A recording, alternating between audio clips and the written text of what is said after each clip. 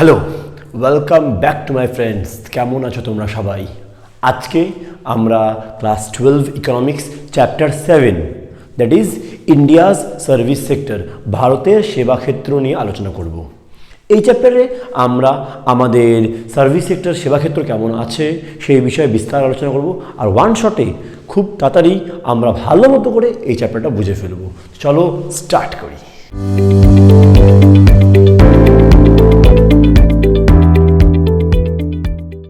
এবার দেখো, আমি তোমাকে বলি যে আমাদের ভারতের সেবাক্ষেত্র নাও। সেবাক্ষেত্র বলার আগে তোমাকে এই চ্যাপ্টারের গুরুত্ব আগে বোঝাই। এটা আমি তোমাকে পরে পড়াচ্ছি, বাট তার আগে তোমাকে আমি এই চ্যাপ্টার গুরুত্বটা বোঝাই। দেখো, এই চ্যাপ্টার আমাদের খুব শর্ট, আমাদের বইতে যে কোনো বই তুমি ফলো করবা খুব ছোটো মতো লেখা আছে, ভালো মতো করে লেখা আছে। এই একটা চ্যাপ্টার থেকে 4 মার্কসের 2টো কোশ্চেন আসবে, টোটাল 8 মার্কস। তুমি বুঝতেই পারছো যে এই চ্যাপ্টারের গুরুত্ব কতটা বেড়ে যাচ্ছে। এই চ্যাপ্টার থেকে 4 মার্কসের 2টো বড় কোশ্চেন আসবে, টোটাল 8 মার্কস। তো ভালো মতো পুরো ভিডিও দেখো। আমরা এই চ্যাপ্টারে কীভাবে 8 মার্কস কভার করতে হয়, কী কী ইম্পর্টেন্ট কোশ্চেন হয়, সব কিছু তোমার সঙ্গে আলোচনা করব। তো দেখো, এবার দেখো, প্রথমেই আমি তোমাকে বলি যে সেবা ক্ষেত্র বলতে কি বুঝি। নাও, আমরা জানি, আমরা যারা তোমরা কমার্সের স্টুডেন্ট বা বাকি সবাই আমরা জানি যে 3টা মোট সেক্টর হয় ব্যবসার ক্ষেত্রে। মোট 3টা সেক্টর হয়। কি কি? আমি তোমাকে যদি ব্যবসায়িক ক্ষেত্রের কথা বলি, তোমাকে আমি দেখো ব্যবসায়িক ক্ষেত্রে তোমাকে যখন ক্ষেত্রের কথা বলবো 3টা হয়। ইজি। একটাকে আমি বলবো প্রাথমিক ক্ষেত্র, একটাকে আমি কি বললাম প্রাথমিক ক্ষেত্র, একটাকে বললাম আমি দ্বিতীয় পর্যায়ের ক্ষেত্র, বা হ্যাঁ একটাকে আমি বলবো কি মাধ্যমিক, বা মাধ্যমিক কি বললাম, চলো এখানে আমি মাধ্যমিক বলে মাধ্যমিক ক্ষেত্র। আরেকটাকে বলে হচ্ছে সেবা ক্ষেত্র, বা কেউ কেউ এটাকে বলে তৃতীয় পর্যায়ের ক্ষেত্র। এবার তোমাদেরকে আমি আরো ইংলিশে বুঝিয়ে দিই। Primary sector, secondary sector and একে বলা হয় টারশারি সেক্টর। ওকে, প্রাইমারি আমি এখানে ইংলিশে লিখে দিচ্ছি প্রাইমারি, একে বলে সেকেন্ডারি, আর একে বলে টারশারি। টারশারি ইজি। এইবার সবচেয়ে ইম্পর্টেন্ট, এবার প্রাথমিক মাধ্যমিক মানে মানুষ যখন কোনো কাজ করে মোটামোটা এই 3টে জায়গার দ্বারা যায়, একটা প্রাথমিক, একটা মাধ্যমিক বা গৌণ ক্ষেত্র, একটা সেবা ক্ষেত্র। ইজি আছে। সবচেয়ে ইম্পর্টেন্ট এখানে সেবা ক্ষেত্র। আমাদের দেশ যখন স্বাধীন হয় তখন সবার প্রথম চাপ পড়ে কৃষি খাতের মধ্যে। আচ্ছা, তোমরা একবারে বলি আগে, প্রাথমিক, মাধ্যমিক আর সেবা ক্ষেত্র মানে কি, তাহলে কি বুঝতে পারবা। প্রাথমিক ক্ষেত্র হচ্ছে যখন আমরা পরিবেশকে ব্যবহার করি, আর পরিবেশকে ব্যবহার করে পরিবেশের সম্পত্তিকে নিয়ে ব্যবসা করি। অর্থাৎ লেট সাপোজ আমরা মাটির থেকে ওই পেট্রোলিয়াম নিষ্কাশন করলাম। যখন মাটি থেকে আমরা পেট্রোল বের করি বা বনজ সম্পদ ব্যবহার করি, এরকম যখন প্রাকৃতিক সম্পদকে ব্যবহার করে যখন কোনো ব্যবসা করা হয় তাকে আমি বলবো প্রাথমিক ক্ষেত্র। কি বুঝতে পারলাম? তো প্রাথমিক ক্ষেত্র কোনটা? প্রাথমিক ক্ষেত্র যখন কোনো আমরা পরিবেশের সম্পত্তিকে ব্যবহার করে সব ব্যবসা করছি। ইজি। মাধ্যমিক কোনটা স্যার? মাধ্যমিক বা গৌণক্ষেত্র হচ্ছে যখন প্রাথমিক ক্ষেত্র থেকে যেটা বেরোচ্ছে সেটাকে অ্যাজ এ র মেটেরিয়াল ইউজ করি। কি করলাম? অ্যাজ এ র মেটেরিয়াল ইউজ করে ওটাকে নেক্সট ফার্দার প্রোডাকশনে আমরা আগাই। মানে ব্যাপারটা বুঝবা, যখন দুবাইতে বা বাইরে বাইরে দেশে যখন মাটির নিচ থেকে আমরা তেল বের করলাম, তো ওটা হলো প্রাথমিক ক্ষেত্র, বিকজ আমরা নেচারকে ইউজ করলাম। তারপর বড় বড় company like Indian oil, Bharat petroleum, যেগুলো আজ তোমার নাম শুনছো, এরা কি করলো, ওই পেট্রোলিয়ামগুলোকে ব্যারেল হিসাবে নেয়, কাদা কাদা ফর্মে থাকে, সলিড ফর্মে থাকে, ওটাকে নিয়ে রিফাইন করে আমাদের পেট্রোল, কেরোসিন, তারপরে ডিজেল এগুলো বের করে। তো ওরা কি করলো, ন্যাচারাল রিসোর্সকে ইউজ করে ফার্দার প্রোডাকশন করলো। এটাকে বলা হয় মাধ্যমিক বা গৌণ ক্ষেত্র বা সেকেন্ডারি সেক্টর। বুঝতে পারলাম? আর নেক্সট কি হয়? সেবা ক্ষেত্র। সেবা ক্ষেত্র বলতে কি, যে এদেরকে সার্ভিস দিয়ে থাকে। স্যার সার্ভিস বলতে কেমন? সার্ভিস বলতে মেইনলি তোমাকে বলি, সার্ভিস বলতে কাকে সার্ভিস বলে? ব্যাংকিং হতে পারে, কি হতে পারে? ব্যাংকিং হতে পারে, ট্রান্সপোর্টেশন হতে পারে, এরকম অনেক ধরনের সেবা মানে যেখানে আমরা কোনো রকম পরিষেবা প্রদান করি। কি লেখা আছে আমাদের বইতে? বলি যে যার মধ্যে রয়েছে তথ্য প্রযুক্তির মতো গুরুত্বপূর্ণ ক্ষেত্র। আবার কি আছে এখানে, আমি একটু নামগুলো তোমাকে বলি। স্টোরেজ, হ্যাঁ, পরিবহন, গুদামজাতকরণ, তারপর যোগাযোগ, ব্যাংকিং, বিমা, গৃহ নির্মাণ ইত্যাদি ইত্যাদি অনেক ধরনের কিন্তু পরিষেবা হয়ে থাকে।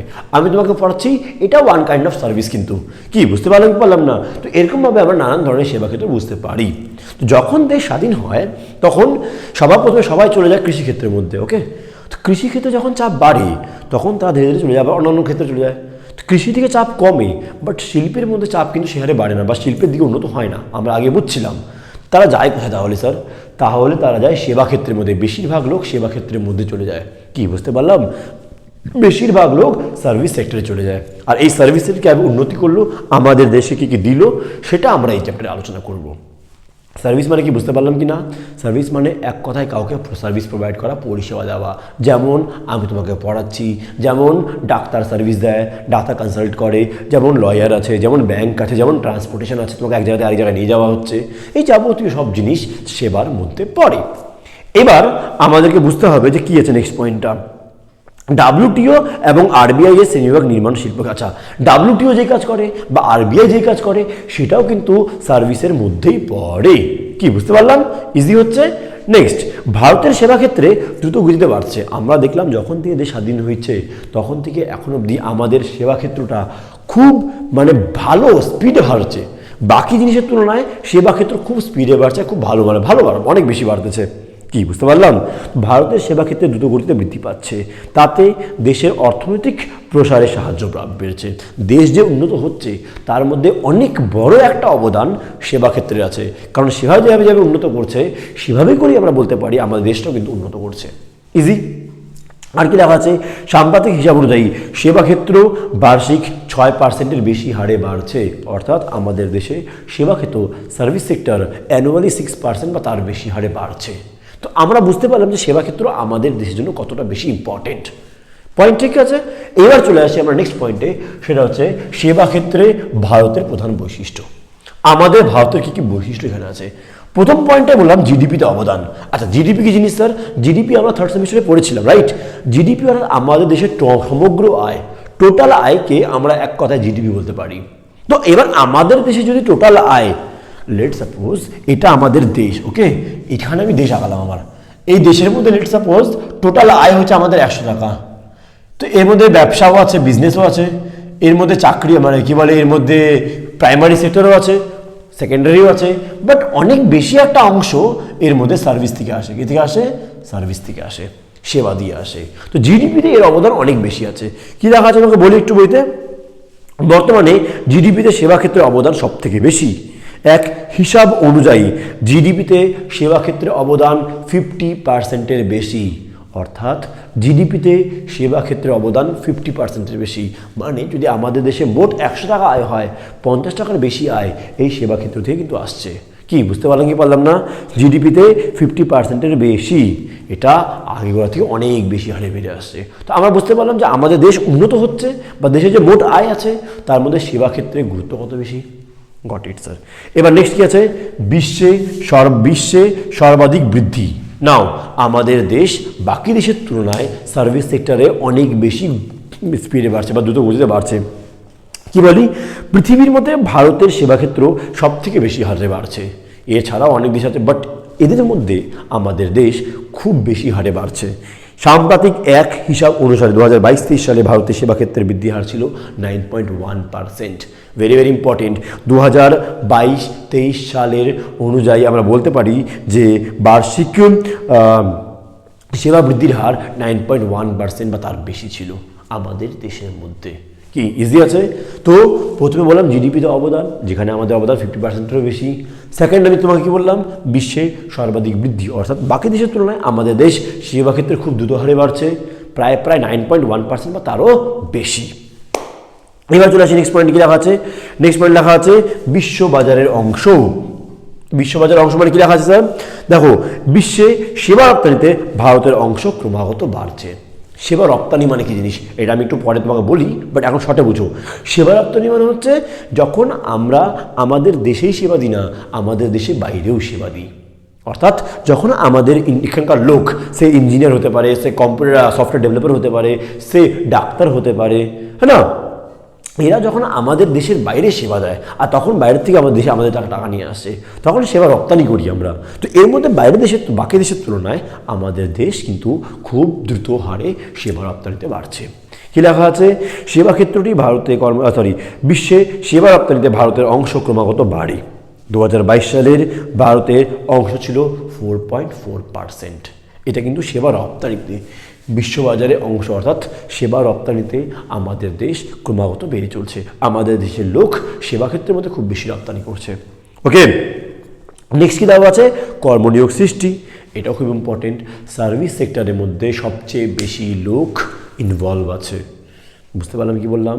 আমাদের দেশে যদি আনএমপ্লয়মেন্ট দূর করতে হয় তাহলে এমপ্লয়মেন্ট দিতে হবে, চাকরি দিতে হবে, আর তার জন্য সেবা ক্ষেত্র অনেক বড় একটা মানে কী বলে গুরুত্ব হয়ে দাঁড়াচ্ছে, যে আমাদের দেশে সেবা ক্ষেত্রের মধ্যে সবচেয়ে বেশি লোক ইনভলভ আছে, চাকরি পাচ্ছে।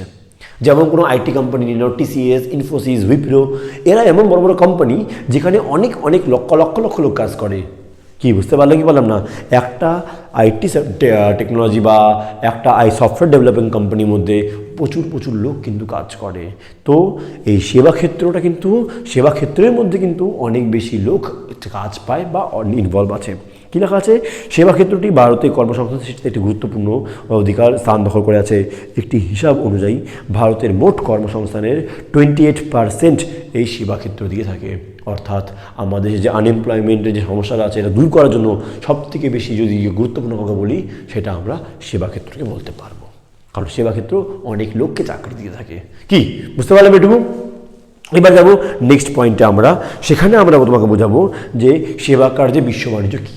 দেখো, এবার দেখো আমি তোমাকে বলি সেবা কার্যে বিশ্ব বাণিজ্য। সেবা কার্যে বিশ্ব বাণিজ্য নাও, সেবা কার্যে বিশ্ব বাণিজ্য বলতে কী বোঝায়? ভালো মতো বুঝবো কনসেপ্টটা। যখন আমরা কোনো রকম সার্ভিস বা সেবা বা পরিষেবা বাইরের দেশকে দিয়ে থাকি বা বাইরের দেশ থেকে নিয়ে থাকি, ইজি, যখন আমরা কোনো সেবা, যখন আমরা কোনো পরিষেবা বা সার্ভিস বাইরের দেশকে দিয়ে থাকি বা বাইরের দেশ থেকে নিয়ে থাকি, তখন তাকে আমরা বলবো সেবা কার্যে বিশ্ব বাণিজ্য। ইজি আছে? এবার প্রশ্ন হচ্ছে স্যার আমরা কেমন কেমন সেবা বাইরের দেশকে দিয়ে থাকি? ইজি, তো কিছু উদাহরণ দাও তাহলে বুঝতে পারবো। তার আগে তোমাকে আমি বলে দিই, যখনই আমরা বাইরের দেশের সঙ্গে কোনো সার্ভিস লেনদেন করি, আমরা ওকে সার্ভিস দিচ্ছি বা ওরা এখানে এসে সার্ভিস দিচ্ছে, কোনো কারণে সার্ভিস যেগুলো দেয় সেটা কীভাবে হয়? বৈদেশিক বাণিজ্যে সেবার মধ্যে রয়েছে বিভিন্ন দেশের মধ্যে পরিষেবার বিনিময়, বিভিন্ন দেশের মধ্যে পরিষেবার বিনিময়। এর মধ্যে রয়েছে আর্থিক বিষয়, বিদেশে ভ্রমণ, প্রযুক্তি ইত্যাদি ইত্যাদি। কী আছে তোমাকে বলবো বিস্তারে। এখন তোমাকে কী লেখা আছে? এই যে এখন যখন আমি বাইরের দেশের সঙ্গে আমাদের দেশের সেবার যে বিনিময়টা হচ্ছে, এই বিনিময়টা কিভাবে হয়? তো এই বিনিময়টা হয়, মনে রাখবে অলওয়েজ, গ্যাটস এর থ্রু। কার থ্রু? গ্যাটস। এখানে গ্যাটস খুব একটা বড় রোল প্লে করে। স্যার গ্যাটস কী জিনিস? গ্যাটসের ফুল ফর্ম হচ্ছে general agreement on trade in services. General agreement, সাধারণ চুক্তি, ট্রেড ইন সার্ভিসেস, ব্যবসা বাণিজ্যের মধ্যে যে চুক্তি হয় সাধারণ চুক্তি। ওকে, এটা ওয়ার্ল্ড ওয়াইড আছে। তো এটা আমার দেশের সঙ্গে যদি অন্য দেশে আমি সেবা বিনিময় করি তখন এই গ্যাটসটা খুব ইম্পর্টেন্ট। এর মাধ্যমে কিন্তু এই সমস্ত লেনদেন সংঘটিত হয়। বুঝতে পারলাম? এবার প্রশ্ন হচ্ছে স্যার সেবার উদাহরণ কি? নাও সেবার উদাহরণ বুঝে নিই। সেবার এখানে কটা উদাহরণ তোমাকে লিখে দিচ্ছি। আচ্ছা, আমি যখনই এগুলো লিখতেছি আমার মাইন্ডে কিন্তু 4 মার্কসের কোশ্চেন আছে। তো 4 মার্কসের কোশ্চেন ভাইবে মাথায় রেখে লিখতেছি। অযথা বেশি লিখে সময় নষ্ট করে কোনো লাভ নাই। তোমাকে পরীক্ষা হলে ফুল মার্কস পেতে হবে। তো ফুল মার্কসের জন্য যা যা আমাদের করতে হয় তা আমি তোমাকে করে দিচ্ছি। ইজি আছে? এবার দেখো কী লেখা আছে এখানে। আর সেবার উদাহরণটা ইম্পর্টেন্ট আছে আমাদের জন্য। দেখো কী লেখা আছে? আর্থিক পরিষেবা, যে কোনো রকম আর্থিক পরিষেবা। আচ্ছা, আর্থিক পরিষেবা মানে কি? লেট সাপোজ কোনো রকম ব্যাংক বা আমরা ইজিলি এখন আমাদের বাড়িতে বসেই ইউএস স্টক মার্কেটে আমরা জিনিস একেবারে স্টক কিনতে পারি। আমরা চাইলে অ্যাপেলের স্টক, ফেসবুকের স্টক, এমন স্টক আমরা শেয়ার কিনতে বেচতে পারি। এরকমভাবেই যদি আমি ভাবো লেট সাপোজ বাড়িতে বসে অ্যাকাউন্টসে কোনো কাজ করি, আমি অ্যাকাউন্টেন্ট, একজন ফ্রিল্যান্সার একজন, রাইট? এবার যদি আমেরিকার কোনো একটা বড় কোম্পানি আমাকে বললো যে তুমি আমার অ্যাকাউন্ট সামলাও, বলতে পারে। এইবার সেই ক্ষেত্রে আমি বললাম ঠিক আছে, তোমার অ্যাকাউন্টসের ডেটা আমাকে পাঠাও, মেল থ্রু, হোয়াটসঅ্যাপ থ্রু, যা হয় আমাকে পাঠাও, আমি এখানে দেখে দিয়ে তোমাকে করে দিয়ে পাঠিয়ে দিব। হচ্ছে কি, আমি ওকে আর্থিক পরিষেবা দিলাম ফাইন্যান্সিয়াল দিক দিয়ে, বা ব্যাংকেও খুলে দিল, বা শেয়ার কেনা বেচা যেগুলো হয়, এই সমস্ত জিনিস কিন্তু আর্থিক পরিষেবার মধ্যে পড়ে। কি বুঝতে পারলাম? কি লেখা আছে বলি? ব্যাংক ও বীমা কোম্পানিগুলি, ওকে, ব্যাংক ও বীমা কোম্পানিগুলি এক দেশ থেকে অন্য দেশে বাণিজ্য করছে। যে সমস্ত ব্যাংক আছে, বীমা কোম্পানি, ইন্স্যুরেন্স কোম্পানি আছে, এক দেশ থেকে অন্য দেশে বাণিজ্য করছে। সীমান্ত পেরিয়ে দেওয়ার মতো অনেক আর্থিক পরিষেবা, যেমন এক দেশের কোম্পানি অন্য দেশে শেয়ার বিক্রি করতে পারে, অন্য দেশে শেয়ার কিনতে পারে, এই যাবতীয় যে ফাইন্যান্সিয়াল কাজগুলো হয় সেগুলো সব আর্থিক পরিষেবার মধ্যে পড়ে। বুঝতে পারলাম? এবার নেক্সট টেকনোলজি ও সফটওয়্যার। এবার আমরা জানি যে আমাদের দেশে আইটি বা সফটওয়্যার ডেভেলপ খুব বেশি হয়। তো আমরা যখন অন্য কোনো দেশকে সফটওয়্যার বানিয়ে দিলাম, আমরা যখন অন্য কোনো দেশের জন্য সফটওয়্যার রেডি করে দিলাম, তাহলে এই সমস্ত জিনিস দিক দিয়েও কিন্তু আমরা সেবা প্রদান করে থাকি। কি লেখা আছে দেখো, সফটওয়্যার তৈরি, আইটি পরিষেবা এবং নানান বিষয়ে পরামর্শ দান এই সেবা ক্ষেত্রের মধ্যে অন্তর্গত। কি বুঝতে পারলাম? সফটওয়্যার তৈরি করতে পারি, আইটি পরিষেবা দিতে পারি, এমন নানান ধরনের সেবা কিন্তু এর মধ্যে পড়ে। নেক্সট কি আছে, পরামর্শ দান বা কনসাল্টিং। এবার কনসাল্টিং কি জিনিস? কনসাল্টিং মানে হচ্ছে কনসাল্ট করা। আমি কোনো এবার লেট সাপোজ তোমরা এখন ভাবতেছো যে স্যার আমি ক্লাস 12-এর পর কী করবো, রাইট? তো এখন মাথায় সবার কম বেশি আসতেছে এই জিনিসটা যে আমরা ক্লাস 12 পর কী করবো। তো এই নিয়ে লেট সাপোজ তুমি কারোর সঙ্গে কনসাল্ট করলে, বা আমি হয়তো কোনো আগামী দিনে একটা ভিডিও বানাবো, তোমাদের কোশ্চেন যদি কিছু থাকে কমেন্ট সেকশনে জানাবা, আমি ওই হিসাবে তোমাদের উপরে একটা ভিডিও বানাবো, ঠিক আছে? আফটার মানে এক্সামের পর তোমরা কী করতে চাও, কী করবা, ঠিক আছে? তো হ্যাশট্যাগ লিখে তোমরা কী বলে দিয়ে দিও, তাহলে আমরা বুঝতে পারবো। নাও এর ব্যাপারটা হচ্ছে এখানে যে তোমাদের মনে প্রশ্ন আছে, তুমি এখন আমাকে as a sir, as a দাদা, অ্যাজ এ মেন্টর হিসাবে তোমরা ভাবলো যে না আমি আবার কনসাল্ট করে নিই। ওকে, সেমভাবে তুমি একটা গেলা কোনো একটা লয়ারের কাছে কোনো জিনিস কনসাল্ট করতে, না আমি তোমাকে এখন ফ্রিতে বলে দেবো, কোনো সমস্যা নেই, রাইট? তুমি পুরো ক্লাস ভালো মতো দেখবা, বুঝে যাবো, হয়ে যাবে। বাট তুমি যখন একজন মেন্টরের কাছে গেলা, একজন লয়ারের কাছে গেলা কোনো জিনিস কনসাল্ট করতে, সে টাকা নেবে, স্বাভাবিক কথা। তো যখন কনসালটেশন করা হয়, লেটস সাপোজ বাইরের দেশ থেকে কাউকে আমি কনসাল্ট করলাম বা কেউ আমাকে কনসাল্ট করলো, তো তার সে ফি নিবে না, অবশ্যই সে ফি নিবে, সে টাইম দিচ্ছে তো সে ফি নিবে। তো এটাও কিন্তু ওয়ান কাইন্ড অফ সেবা, পরিষেবা দেওয়া। আবার তুই বলো, বুঝতে পারছি কি পারছি না? যখন আমার কোনো প্রবলেমস হবে, সেটা আইনি হতে পারে, ফিজিক্যালি হতে পারে, শরীর খারাপ আছে, ডাক্তারের কাছে গেলাম, কনসালটেশন ফিস নেয়, হ্যাঁ না? ডাক্তার কাছে কনসাল্ট করলাম, আমার শরীর খারাপ হয়েছে, জ্বর আসছে, সর্দি আসছে, আপনি আমাকে কী বলে ওষুধ দেন। ডাক্তার বললো যে হ্যাঁ হ্যাঁ হ্যাঁ এটা ঠিক আছে, ওষুধ লিখে দিয়েছে, ওষুধ দেয় না, ওষুধ লিখে দেয়, ফিস নেয়, কনসালটেন্সি ফিস। তো এটাই হলো সেই জিনিসটা, কনসালটেশন চার্জ। তো ওটাই হচ্ছে পরামর্শ দান। তো এটা one kind of service. Service example পড়ছি আমরা, যখন আমাদের দেশের লোক বাইরের দেশে সেবা দেয়, সেমভাবেই। নেক্সট, ভ্রমণ সংক্রান্ত। নাও তোমার ইচ্ছা হলো যে আমি দুবাই বা আমেরিকা বা কোনো জায়গায় চায়না ঘুরতে যাব, তো ওখানে হোটেল বুকিং থেকে শুরু করে ট্যুরিজম নিয়ে যাবতীয় যা হয় সেটা কিন্তু ভ্রমণ সংক্রান্ত পরিষেবার মধ্যে পড়ে। কী লেখা আছে বলি, বিদেশ ভ্রমণ, বিদেশে থাকার ব্যবস্থা করা, হোটেল বুকিং ইত্যাদি ইত্যাদি কিন্তু এর মধ্যে পড়ে। আর নেক্সট কী আছে, পরিবহন ব্যবস্থা, ট্রান্সপোর্টেশন, কমিউনিকেশন, তার ব্যাপারে বলা হচ্ছে বিদেশি ভ্রমণকারীদের জন্য বিমান পরিবহন, জাহাজ পরিবহন ইত্যাদি ইত্যাদি যে সমস্ত ট্রান্সপোর্টেশন ব্যবস্থা আছে, ট্রাভেলিং ব্যবস্থা আছে, সেই সব কিছু কিন্তু পরিবহন ব্যবস্থার মধ্যে পড়ে। তো এটাও কিন্তু সেবার একটা উদাহরণ। তো আমরা এখানে কয়েকটা উদাহরণ বুঝতে পারলাম, তুমি পয়েন্টগুলো পড়ে রাখবা, পরীক্ষা হলে আরবে বারে লিখতে পারবা। এবার নেক্সট ইম্পর্টেন্ট, সেটা হচ্ছে সেবা ক্ষেত্রে বাণিজ্যের গুরুত্ব, ব্যবসার কি গুরুত্ব, ট্রেডসের কি ইম্পর্টেন্স আছে স্যার এখানে, খুব ইম্পর্টেন্ট। এবার এটা আমাদের জন্য পরীক্ষার জন্য কিন্তু খুব ইম্পর্টেন্ট, ঠিক আছে? এটা আমাদের পরীক্ষার জন্য ইম্পর্টেন্ট, VVI। কী লেখা আছে? প্রথমত অর্থনৈতিক প্রসার। আমাদের দেশ, আবার থেকে বলি, যখন আমরা বাইরের দেশে সেবা প্রোভাইড করি, তো আমাদের দেশে তখন বৈদেশিক মূলধন আসে, এর চেয়ে ফরেন রিজার্ভ বাড়ে, আমাদের দেশ অর্থনৈতিক দিক দিয়ে উন্নত হয়, আর দেশে উন্নতি বাড়ে, তার প্রসার বাড়ে। কী লেখা আছে? সেবা ক্ষেত্রে বাণিজ্যের অর্থনৈতিক প্রসারে সহায়ক, উৎপাদনশীলতা বাড়িয়ে, প্রতিযোগিতার প্রসার ঘটিয়ে এবং বিদেশি বিনিয়োগ আকৃষ্ট করে। হ্যাঁ না? আমি যদি সেবা ক্ষেত্রে ভালো করলাম, তো বাইরের লোকরাও আমাদের দেশে টাকা লাগায়, এর চেয়েও আমাদের দেশ কিন্তু উন্নত হয়। নেক্সট কী লেখা আছে? কর্মের সুযোগ সৃষ্টি, খুব ইম্পর্টেন্ট। লাইনে কোশ্চেনের মধ্যে লেখা আছে সেবা ক্ষেত্রটি কর্মসংস্থানের প্রধান উৎস, বিশেষ করে উচ্চ আয় বিশিষ্ট কোনো শিল্পগুলিতে বা উচ্চ আয় বিশিষ্ট দেশগুলিতে। যে সমস্ত দেশে সেবাক্ষেত্র অনেক বেশি লোককে হায়ার করে, আমি একটু আগে বলেছিলাম সেবাক্ষেত্র কিন্তু অনেক বেশি লোককে হায়ার করে। তো এখানে সেবাক্ষেত্রের মধ্যে প্রচুর লোক কর্মের সুযোগ সৃষ্টি, কর্মের সুযোগ পায়, যে কাজ করার সুযোগ পায়, IT সেক্টর বলো, সফটওয়্যার ডেভেলপিং বলো, অনেক জায়গায়, হ্যাঁ না? তারপরে কি বলে ফাইন্যান্স অ্যাকাউন্টিংয়ের মধ্যে বলো, অনেক জায়গায়। নেক্সট কী লেখা আছে? বিশ্ব মূল্য শৃঙ্খল। সারা বিশ্বের উৎপাদন পদ্ধতিতে যে মূল্য সৃষ্টি হয়, সেই মূল্য শৃঙ্খলে সেবা ক্ষেত্রে গুরুত্বপূর্ণ ইম্পর্ট আছে। মানে কি এটার স্যার, এটা কি মানে বুঝান?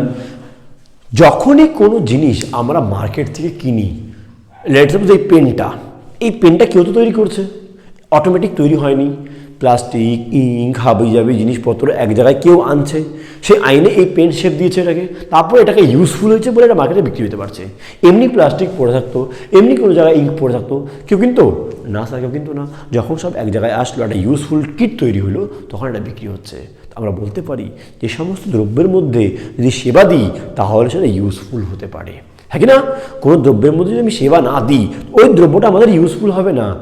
জঙ্গলে কাঠ পড়ে আছে বা জঙ্গল থেকে ভাঙছে, গাছ থেকে ভাঙছে, পড়ে আছে, কেউ ইউজ করছে না, বাট একজন কি বলে ফার্নিচার মেকার কী করলো, ওটাকে নিয়ে এসে ফার্নিচার তৈরি করলো, চেয়ার টেবিল তৈরি করলো, আর তারপর সে সেটাকে মার্কেটে বিক্রি করলো।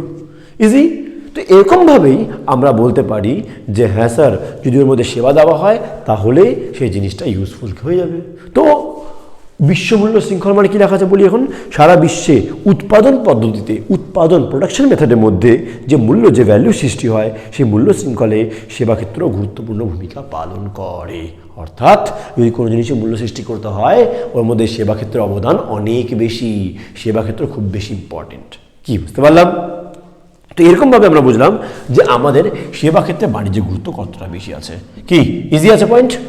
নাও এবার নেক্সট পয়েন্টে আমরা যেটা যাব সেটা হচ্ছে সেবাক্ষেত্র প্রসারের জন্য দায়ীসমূহ। সেবাক্ষেত্র আমাদের দেশে এত বেশি বাড়ছে কেন, সেটাকে নিয়ে আমরা এখন আলোচনা করবো। দেখি এবার দেখো আমরা পড়ব সেবাক্ষেত্রে প্রসারের জন্য দায়ী উপাদানসমূহ। অর্থাৎ আমাদের দেশে সেবাক্ষেত্র এতভাবে প্রসার হচ্ছে কেন, এত উন্নতি হচ্ছে কেন, সেবা এত বেশি করে বাড়ছে কেন। দেখো কি বলি, এবার আমাদের মতো দেশের মধ্যে সেবাক্ষেত্র বাড়ার জন্য যেগুলো ইম্পর্টেন্ট এলিমেন্টস আছে বা উপাদান আছে, প্রথম হচ্ছে যে আমাদের দেশের মধ্যে কী বলে ওকে, আইটি। আমাদের দেশের মধ্যে এক নম্বরে আছে আইটি প্রযুক্তি।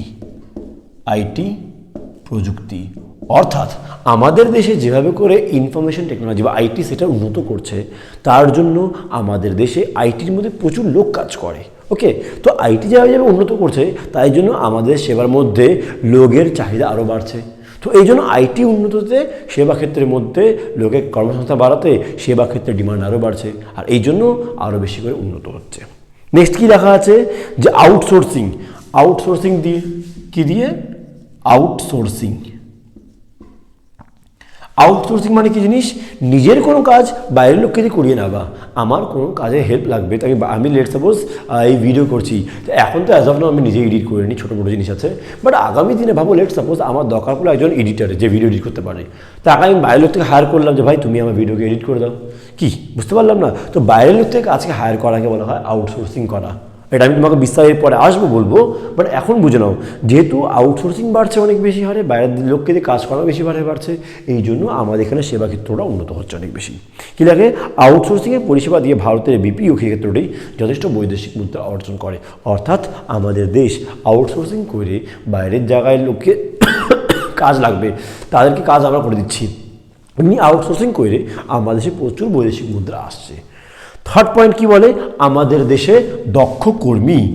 আমাদের দেশে দক্ষ কর্মী, স্যার এটা কি মানে, আমাদের দেশে যে সমস্ত কর্মীরা আছে, স্টাফস আছে, এমপ্লয়িজ আছে, তারা কিন্তু অনেক বেশি এফিশিয়েন্ট, প্লাস তারা ইংরেজিও ভালো জানে।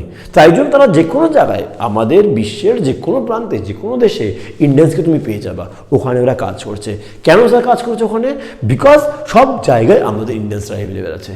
কি বুঝতে পারলাম, ওরা দক্ষ, ওরা জানি, ওরা ইংরেজি বলতে শিখতে পারছে, তোমরা পড়ছো অবশ্য। তো এই জন্য দক্ষ কর্মী, শ্রমিক একদম সুলভ ন্যায্য কী বলে স্যালারিতে পাওয়া যায়, তো এই জন্য আমাদের সেবা ক্ষেত্রে অনেক বেশি উন্নত হচ্ছে, হ্যাঁ না?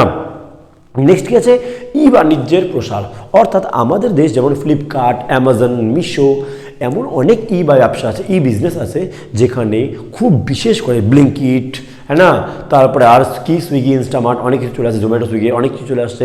এমন অনলাইন প্ল্যাটফর্ম আসাতে অনেকগুলো, তো আমাদের দেশে সেবা ক্ষেত্রের প্রসারটা বাড়ছে, সেবা ক্ষেত্রের গুরুত্বটা অনেক বেশি বাড়ছে, লোকের চাহিদা বাড়ছে না। নেক্সট কী আছে, ভ্রমণকারী সংস্থা। ভ্রমণকারী মানে এখন দেশে বিদেশে প্রচুর ঘোরাফেরা হয়, হ্যাঁ কি না? দেশে বিদেশে প্রচুর ঘোরাফেরার জন্য কিন্তু তুমি বলতে পারবো যে স্যার হ্যাঁ ট্যুরিজম বাড়ছে, তো হোটেল বুকিং, তারপরে এয়ারলাইন সার্ভিসেস প্রচুর পরিমাণে বাড়ছে। এর জন্যও কিন্তু আমাদের এই সেবা ক্ষেত্রটা এতটা উন্নত করতেছে। তো সেবা ক্ষেত্র বাড়ছে কেন, এই সমস্ত কারণ তোমাকে বললাম। কি ঠিক আছে না? এছাড়াও আর কি আছে, সরকার এখন ডিজিটাল ইন্ডিয়া বা অনেক স্কিম নিয়ে আসে, যার জন্য সরকার অনেক বেশি সার্ভিস সেক্টরকে প্রমোট করা শুরু করে দিয়েছে। তো এইসব কারণে কিন্তু আমরা বলতে পারি যে সেবা ক্ষেত্র আমাদের দেশে প্রসার লাভ করছে। এবার সেবা ক্ষেত্রে প্রসারের জন্য ভারত সরকার যে সমস্ত ব্যবসা নেয়, ভারত সরকার যে ব্যবস্থাগুলো নেয় সেবা ক্ষেত্র প্রসারের জন্য, কী ব্যবস্থা নেয় স্যার? SEIS, STP, তারপরে ডিজিটাল ইন্ডিয়া ইন্টার্নশিপ স্কিম। এবার তোমাকে আমি এক এক করে বলি SEIS মানে কি জিনিস। SEIS, এবার SEIS মানে কি? Service export from India scheme. কি বললাম এখানে? সার্ভিস এক্সপোর্ট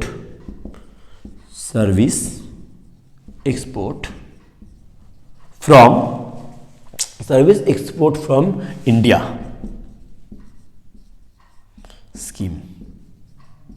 আচ্ছা, এর মধ্যে কি তোমাকে আমি বলি, আমাদের দেশে যারা বাইরের দেশে সার্ভিস প্রোভাইড করে, যেমন বললাম আমাদের দেশের মধ্যে কেউ আছে যারা UK US এর লোকদেরকে সার্ভিস প্রোভাইড করে, বাড়িতে বসে করতে পারে কাজ, কোনো সমস্যা নেই। যারা আমাদের দেশের লোক ইন্ডিয়ায় থাকে বা যেভাবে করেও বাইরের দেশে সার্ভিস প্রোভাইড করছে, তাদেরকে সরকার হেল্প করে। কিভাবে হেল্প করে? তাদেরকে সরকার, যারা রপ্তানি করছে, এবার লেটস সাপোজ আমি বাইরের দেশে সার্ভিস দিচ্ছি, ওখান থেকে আমার কিছু টাকা আয় হচ্ছে, ওর উপরে সরকার আমাকে সাবসিডি দিচ্ছে, 3 থেকে 7% সাবসিডি দেওয়া হয় রপ্তানিকারী উৎসাহ হিসেবে। কি বলে, এই প্রকল্পের অধীনে কিছু সেবা রপ্তানির জন্য, সার্ভিস প্রোভাইডের জন্য নিট বিদেশি মুদ্রা আয় 3 থেকে 7% রপ্তানিকারী উৎসাহ হিসেবে দেওয়া হয়। যারা সেবা রপ্তানি করছে তাকে উৎসাহ হিসেবে 3 থেকে 7% সাবসিডি হিসেবে দেওয়া হয়, টাকা আয়ের দেওয়া হয়। এই টাকাটা তারা যে কোনোভাবে ইউজ করতে পারে। এই সমস্ত সেবার মধ্যে কি আছে? প্রফেশনাল গবেষণা, উন্নয়ন, ভাড়া, লিজ ইত্যাদি, শিক্ষা, পরিবেশ, অনেক কিছু আছে এর মধ্যে। আবার থেকে বলি, এই স্কিমটা তোমাকে বুঝাই ভালো মতো করে। এর মধ্যে কি হচ্ছে, আমরা বা যে সমস্ত রপ্তানিকারীরা বাইরের দেশে সেবা রপ্তানি করছে আর বাইরের দেশ থেকে বৈদেশিক মুদ্রা আমাদের দেশে নিয়ে আসছে, তার 3 থেকে 7% আয়ের একটা অংশ আমাদেরকে as a grant, as a subsidy হিসেবে দেওয়া হয়। কে দেয়? ভারত সরকার দেয়। কেন দেয়? যাতে করে আমরা আরও বেশি উৎসাহিত হই আর আরও বেশি আমরা সার্ভিস বাইরের দেশে প্রোভাইড করি। That is service export from India scheme. এরপর কি আছে? STP। স্যার STP কি জিনিস? STP হচ্ছে software technology park, software technological park.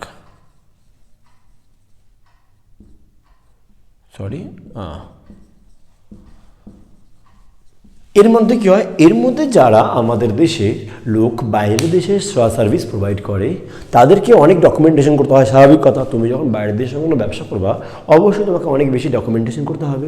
নাও, এবার এই ডকুমেন্টেশন করতে আমাকে যদি 10টা অফিস দৌড়াতে হয়, তা আমার কি মোটিভেশনটা আগে ডাউন হয়ে যাবে? ভাই, একে তো আমি এত কাজ করব, তার আগে এত ডকুমেন্টেশন করব, হ্যাঁ না, এত বেশি হেনস্থা, আগেই মোটিভেশন আমার ডাউন হয়ে যাবে। এই জন্য সরকার কি বলছে, তুমি সার্ভিস প্রোভাইড করবা, ওকে গুড। এইবার তার জন্য তুমি 10টা টেবিলে 10টা অফিস তোমার ঘুরতে হবে না, একটা জায়গায় বসে তোমার সব কাজ হয়ে যাবে। কি বুঝতে পারলাম কি লেখা আছে? আবার থেকে বলি, STP প্রকল্প অনুমোদন করা হয় সফটওয়্যার রপ্তানি প্রসারের জন্য। আচ্ছা, এটা কেন করা হয়? যারা বেশিরভাগ বাইরের দেশে সফটওয়্যার প্রোভাইড করে, সফটওয়্যার এখানে তৈরি করে বাইরের দেশে প্রোভাইড করে, তাদের জন্য দেওয়া হয়। এই প্রকল্পে কতগুলি সুবিধা প্রদান করা হয়, যেমন এক জানালায় সমস্ত অনুমতি, সিঙ্গল উইন্ডো ক্লিয়ারেন্স। এর মানে কি? ওই যে এক জায়গাতে বসে তুমি যাবতীয় যা যা ডকুমেন্টেশন করতে হয় সব পেয়ে যাবা। প্লাস 100% বিদেশি শেয়ার সমেত কোম্পানি গ্রহণ, অর্থাৎ যদি কেউ আমাদের দেশে টাকা লাগাতে চায় ওরকম সার্ভিসের মধ্যে, যে হ্যাঁ ওরা বাইরের দেশ থেকে লোক আমাদের দেশে টাকা লাগাতে চায় এই সফটওয়্যার তৈরিতে, আসো, সবাই আসতে পারো, কোনো সমস্যা নেই। 100% এখানে তোমরা টাকা লাগাতে পারো। বিদেশের লোককে এই বলা হচ্ছে আসো আমাদের দেশে টাকা লাগাও, সফটওয়্যার তৈরি করো, কোনো ব্যাপার না। তো এরকম করে নানান স্কিম আইনে আমরা কিন্তু উন্নতি করেছি, দেশ কিন্তু আগায় যাচ্ছে। আর next, digital India internship scheme. এটা কি হয়? এটা আমাদের রিসেন্টলি তোমার কি বলে, ministry of electronics and information technology, এটা MEITY, ministry of electronics and information technology, তাই তো?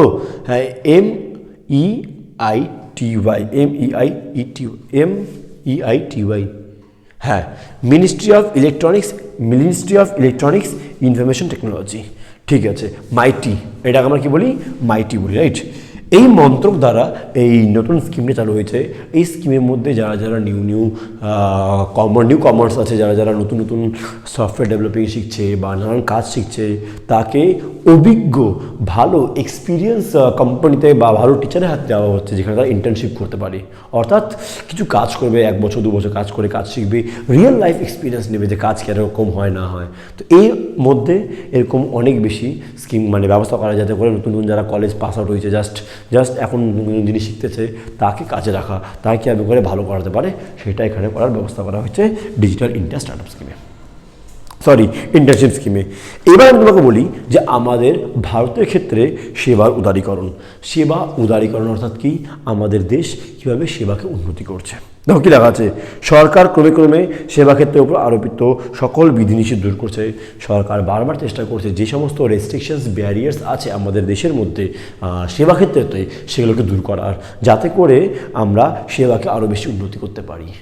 ওকে, নেক্সট কি বলে, উদারীকরণের সেবা ক্ষেত্রে বিদেশি মূলধনের প্রবেশ নিশ্চিত করেছে। অর্থাৎ যদি বিদেশের লোক আমাদের দেশে টাকা লাগাতে চায় সার্ভিস সেক্টরের মধ্যে, তারা 100% টাকা লাগাতে পারে। নেক্সট কি বলছে, উদারীকরণের ফলে সেবা ক্ষেত্রের মধ্যে বিশেষ ক্ষেত্রে উদ্ভব হয়, যেমন টেলিকমিউনিকেশন, ব্যাংকিং এবং খুচরো ব্যবসা। ব্যাংকিং বলো, যেমন সিটি ব্যাংক হলো, HSBC ব্যাংক হলো, হ্যাঁ না, তারপরে আবার কমিউনিকেশন হলো, এরকম নানান ধরনের জিনিসের উপরে কিন্তু সরকার খুব সুন্দরভাবে আমাদের উৎসাহ করছে যে হ্যাঁ তোমরা করতে পারো। লাস্ট, উদারীকরণের ফলে আশা করা যায় সেবা ক্ষেত্রে দক্ষতা এবং উৎপাদনশীলতা বাড়বে। যেভাবে সরকার স্কিম নিচ্ছে বা পদক্ষেপ নিচ্ছে, আমরা আশা করতে পারি যে আমাদের দেশে উদারীকরণের জন্য বা এই সমস্ত কারণের জন্য সেবা আরও বেশি উন্নতি লাভ করবে। নেক্সট তোমাকে আমি বলি, ভারতের সেবা ক্ষেত্রে উদারীকরণ করার বিশেষ উদাহরণ কী দেওয়া আছে, টেলিকমিউনিকেশন, ব্যাংকিং এবং খুচরা ব্যবসা।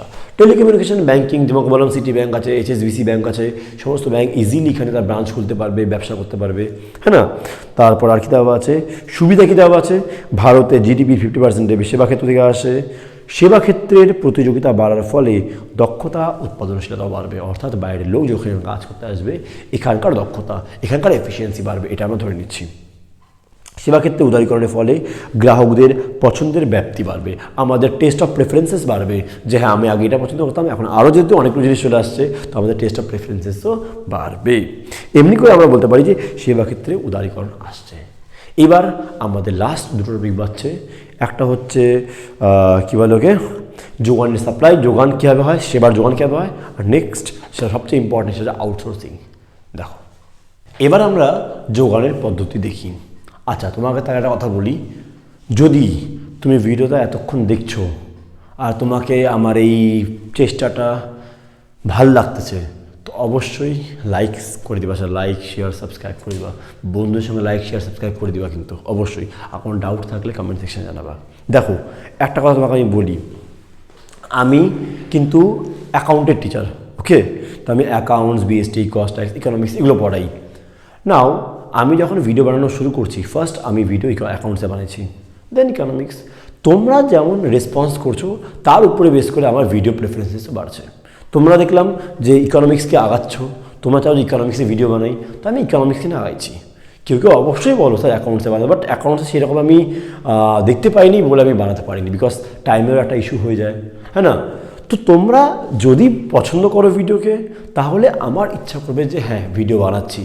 না হলে এখন বাজে রাত 1টা, যদি আমি এখন ভিডিও বানাতে বসছি, তো সকালে সব ক্লাস শেষ করে, তো তোমরা একটু লাইক করে দাও ভাই, তাই না, বন্ধুর সঙ্গে শেয়ার করে দাও, কোনো ডাউটস থাকলে কমেন্ট সেকশন জানাও, তাহলে কি আমারও ভালো লাগবে।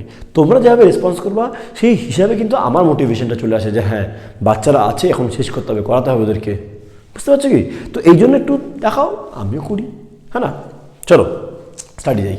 নাও যোগানের পদ্ধতি নিয়ে আলোচনা করি। এবার দেখো যোগানের পদ্ধতি খুবই ইম্পর্টেন্ট আমাদের জন্য, ওকে, এটা বলো বা আউটসোর্সিং বলো, দুটোই পড়াবো আমি এখন, খুব ইম্পর্টেন্ট। কী লেখা আছে, যোগানের পদ্ধতি, আমরা যে আমাদের দেশের সেবা বাইরের দেশকে দিই, সাপ্লাই করি, 4টা মেথডে হয়। কতটা মেথডে স্যার? আমরা আমাদের দেশের যে সেবা বাইরের দেশকে দিয়ে থাকি, মেনলি 4টা মেথডে হয়, মেথড 1, মেথড 2, মেথড 3 আর মেথড 4। কী সেই 4টা মেথড? প্রথমে হচ্ছে দেশের সীমানা অতিক্রম না করে, নামেই লেখা আছে, আমি যদি আমাদের বাড়িতে বসে, আই রিপিট, আমি যদি আমাদের বাড়িতে বসে বাইরের দেশে কোনো সমস্যার সমাধান করে দিই, অর্থাৎ যদি বাইরের দেশে কোনো সমস্যা আছে সেটা আমি আমার বাড়িতে বসে সমাধান করি। তোমাকে একটা এক্সাম্পল দিয়েছিলাম যে ওখানে কোনো অ্যাকাউন্টসের প্রবলেম আছে, আমি ইউএসএতে কোনো অ্যাকাউন্টসের প্রবলেম আছে, আমি এখানে ইন্ডিয়াতে বসেই ইজিলি এখানে সলভ করে দিলাম মেল বা জিনিসপত্র নিয়ে।